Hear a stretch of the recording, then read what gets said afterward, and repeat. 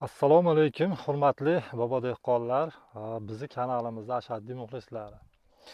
Xo'p, sizlarga mana shu 10 sotinlik yerimizdan video lavhalar tayyorlab boryapmiz.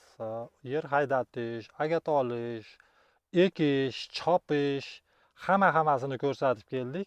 Baribir sizlardan bir qadam oldidamiz, chunki ko'pchilik ochiq ekadi. Biz xabarlarim bor, 10-mart sanasida plyonka ostiga ekkanmiz duga qilib.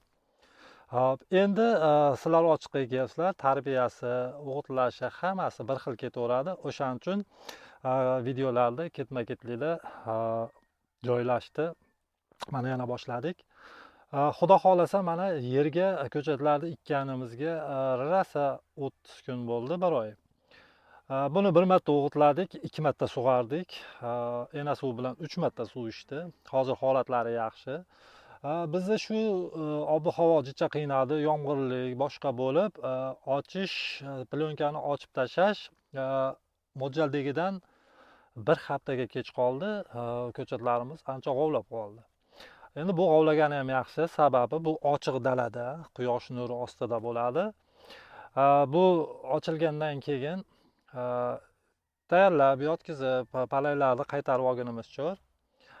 Yumshoqqina bo'lib o'sadi. U mana o'sha palaylar ham baquvvat o'sgan, ko'rib turibsizlar. Xo'p, endi bundan keyingi qilinadigan ishlarni haqida ozgina sizlarga gapirib o'tamiz.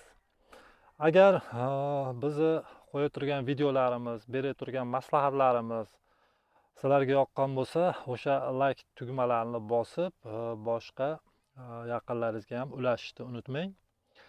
Xo'p, endi xudo xolasa mana shu Baxtiyor Agro.uz YouTube kanali orada ozgina yo'g'ib qoldi. Tikladik, harakat qildik, tikladik. Sababi juda ko'p telefonlar bo'ldi. Baxtiyor aka, mana shu o'g'itlash jarayoni videosini topolmayapman. Haqiqatda YouTube kanalimiz yo'g'ib qoldi, topishalmadi.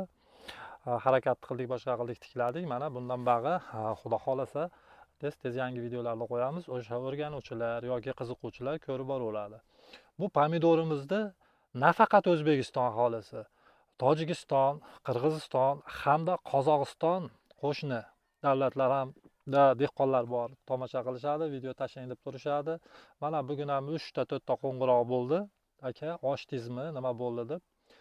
Xo'p, mana vaqt soati bugun ekan. O'sha aytganimdek 1 oy turdi plyonka. Endi ochishdan boshlasak, xullas kunning salqin payti, yo kechasi salqin tushganda yoki ertalab vaqtli issiq bo'lguncha ochib tashlash kerak. Shunda ko'chatlarimiz hech qanaqa issiq sovuq bo'lmaydi, baklari boshqa bo'lmaydi. Xullas avto tezda tegmaydi, shu holatida qoladi. Asosan men mana kechasini tanladim, chunki bu ertalabga cho'r barglari qurib, juda chiroyli bo'lib qoladi. Hozir qiladigan ishimiz juda ko'p ekan, ochgandan keyin ahamiyat berdim. Biz teplitsaga bodring ekdik, yana bitta yerga pomidorga harakat qilyapmiz. Ko'chatlarimiz bor. Bunga ortiqcha e'tibor bera olmay qoldik. O'syapti-yu, turaversin deb. Hozir zudlik bilan qilinadigan ishlar bo'libdi. Shularni hozir sizlarga gapirib o'taman. Mana hozir bir tup ko'chatimiz, mana ko'rib turibsizlar. Hop, oldingi videolarda ham, o'tgan yilgi qo'yganlarimizda ham gapirib o'tganman. Mana shu bir tupda mana birinchi gulshoda mana bu yerda turibdi, mana. Endi bizga mana bu shoxlarning keragi yo'q, mana. Mana shu shoxlarni bizga umuman keragi yo'q. Mana shu holatda tozalash kerak. Mana hozir birinchi gulshoda o'sha mevaga o'tdi, ikkinchi gulshoda gulladi, qolganlari harakatda bo'lyapti. Buni shu shoxlarini olib tashlaganimizdan keyin tagidagi yerga tekkan barglari hamda o'tlaridan tozalaymiz.